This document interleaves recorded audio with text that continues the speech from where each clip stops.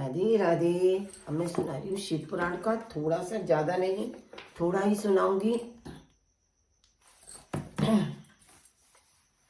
कल मैंने लिंगों के बारे में बताया था कि शिव जी के छोटे छोटे बड़े सब तरीके के लिंग होते हैं, उनको किस तरह पूजा जाता है।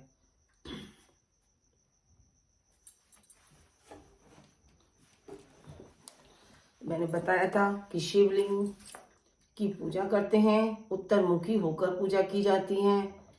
शिव जी की उत्तर मुखी ही दक्षिण की साइड खड़े हो और उत्तर मुख की साइड मुंह करके ही जल चढ़ाना चाहिए भोले बाबा को, पूर्व पश्चिम उत्तर इधर से नहीं। अब क्या शिव सूर्य जी क्या कह रहे हैं, मुनियों आप शिव संबंधी व्रत का पालन करने वाले हैं, अतः आप सबको सच धन्यवाद है। मैं प्रसन्नता पूर्वक सब कुछ बताता हूँ, आप सावधान होकर सुनिए।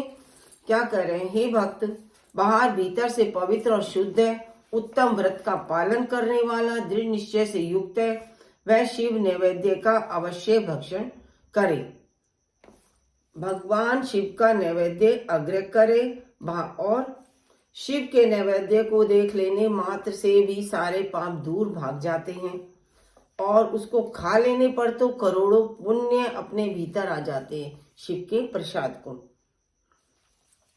शिव नैवेद्य को सिर झुकाकर प्रसन्नता के साथ ग्रहण करें और सिर झुका प्रयत्न करके शिव स्मरण पूर्वक उसका भक्षण करें, मतलब उसको खाएं। हमेशा प्रसाद लो, भोले बाबा सिर झुकाकर प्रसाद लेना चाहिए और उसे खाना चाहिए। उसे खाने के बाद बहुत फल मिलता है। साथ ग्रहण करें और उसे प्रयत्न करके शिव स्मरण पूर्वक उसको भक्षण करें। आए हुए शिव नैवेद्य को जो यह कहकर कि मैं इसे दूसरे समय में ग्रहण करूंगा लेने में विलंब कर देता है, वह मनुष्य निश्चय ही पाप से बंध जाता है। इसलिए अगर प्रसाद आपको मिल रहा है तो हाथ के हाथ लेके खाइए, मना मत करिए। मना नहीं मतलब थोड़ी देर बाद दूंगा, उसमें भी पाप लगता है। जिसने शिव की दीक्षा ली हो उस शिव भक्त के लिए यह शिव नैवेद्य अवश्य भक्षणीय है। ऐसा कहा जाता है, शिव की दीक्षा से युक्त शिव भक्त पुरुष के लिए सभी शिवलिंगों का नैवेद्य शुभ एवं महाप्रसाद है, अतः वह उसका अवश्य भक्षण खाए। परंतु जो अन्य देवताओं को दीक्षा से युक्त है और शिव भक्त में भी मन को लगाए हुए हैं, उनके लिए शिव नैवेद्य भक्षण के विषय में क्या निर्णय है, इसे आप लोग सुनिए।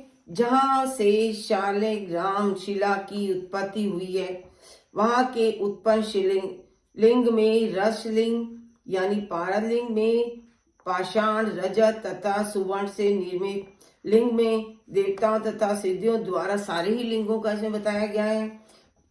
स्फटिक लिंग में रतन निर्मित लिंग में तथा समस्त ज्योतिर्लिंगों में विराजमान भगवान शिव के नैवेद्य का भक्षण चांद्रायण व्रत के समान पुण्यजनक है।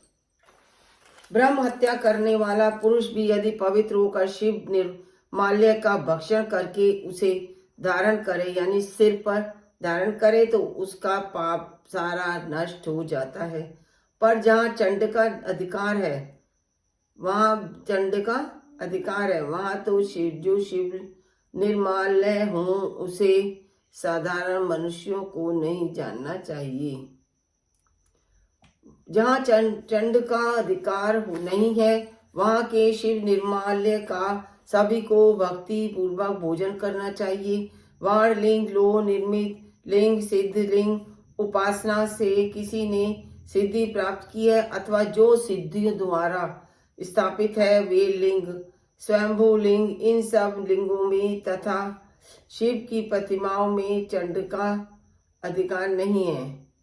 जो मनुष्य शिवलिंग को विधि पूर्वक स्नान कराकर उस स्नान के जल का पान बार 3 बार आचमन करता है, उसके कायिक, वाचिक और मानसिक तीनों प्रकार के पाप धुल जाते हैं। शिवलिंग पे जल चढ़ाते हैं, उसमें से थोड़ा जल जैसे जलेबी जैसे लेते हैं और उसका आचमन करते हैं उससे बहुत ही पुण्य मिलता है। जो शिव नैवेद्य पत्र पुष्प फल और जल अग्रह वह सब भी शालग्राम शिला के स्पर्श से पवित्र हो जाते हैं, ग्रहण के योग्य हो जाते हैं। शिवलिंग के ऊपर चढ़ा हुआ तो द्रव्य है, वह अग्राह्य नहीं है। शिव पे ऊपर चढ़ाते हैं, फिर उसे हम लेते हैं, लेके रख लेते हैं। पुजारी हो तो वो खुद पुजारी देता है प्रसाद। जो वस्तु लिंग स्पर्श से रहित है, अर्थात जिस वस्तु को अलग रखकर शिव जी का निवेदित किया जाता है, लिंग के ऊपर चढ़ाया नहीं जाता, उसे अत्यंत पवित्र जानना चाहिए। मुनिवरों, इस प्रकार नैवेद्य के विषय में शास्त्र का निर्णय बताया गया। अब तुम लोग सावधान होकर आदरपूर्वक सुनिए।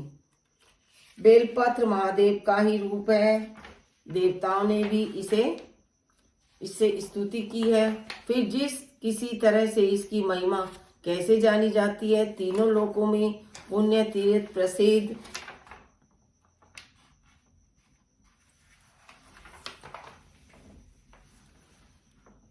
लोकों में जितने पुण्य तीर्थ प्रसिद्ध वे संपूर्ण तीर्थ बेल के भूमूल भाग में निवास करते हैं।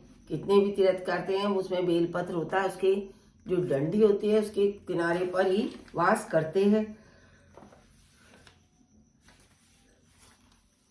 और जो पुण्यात्मा मनुष्य बेलपत्र के मूल में लिंग स्वरूप अविनाशी महादेव का पूजन करती है, वह निश्चय ही शिव पद को प्राप्त होता है।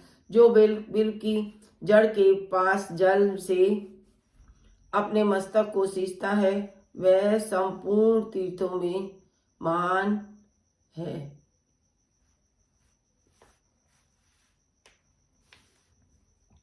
जो बिल की जड़ के पास जल में अपने मस्तक को सींचता है, वह संपूर्ण तीर्थों में स्नान का फल पा लेता है।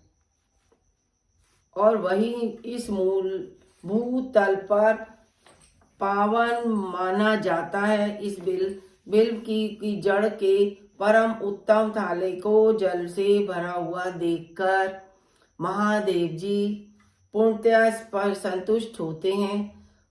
जो मनुष्य गंध पुष्प आदि से बेल से मूल भाग का पूजन करता है, वह शिवलोक को पाता है। हमेशा इनसे पूजन शिव जी का करना चाहिए। और इस लोक में भी उसकी सुख संतति बढ़ती है। जो बिल की जड़ के समीप आदर पूर्वक दीपावली जलाकर रखता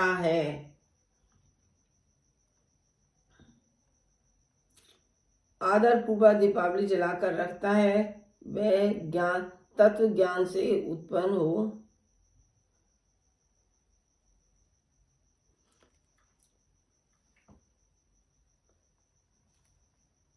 उसके नए नए पल्ला उतारता है और उसके बिल को पूजा करता है। नए पत्ते उतारता है और उससे पूजा करता है।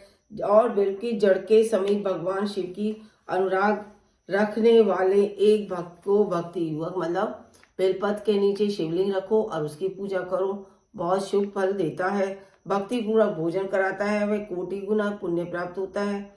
बेल की जड़ के पास शिव भक्त को खीर और घृत से युक्त अन्न जैसा अन्न देना है। वह तो क्या है, कभी भी गीत अन्न देता है। वह कभी दरिद्र नहीं होता। ब्राह्मणों, इस प्रकार मैंने सांगोपांग शिवलिंग पूजन का वर्णन किया। यह प्रवृत्ति मार्गी तथा निवृत्त मार्गों पूजकों के भेद में दो प्रकार का होता है। प्रवृत्ति मार्गी लोगों के लिए पीठ पूजा इस भूतल पर संपूर्ण अभिष्ट वस्तुओं को देने वाली होती है। प्रवृत्त मनुष्य सुपात्र गुरु आदि के द्वारा दीक्षा लेता है, सारी पूजा संपन्न करता है। अभिषेक के अंत अग्नि के चावल से बना हुआ निवेदन करे। पूजा के अंत में शिवलिंग को शुद्ध संपुट में पूजा के और वे क्या होता है, भिक्षा आदि से प्राप्त हुए अपने भोजन को नैवेद्य में निवेदित कर देना चाहिए। निवृत्त पुरुषों के लिए सूक्ष्म लिंग भी श्रेष्ठ बताया गया है। वे विभूति से पूजन करें और विभूतियों को भी नैवेद्य रूप से निवेदित हो। और महाराज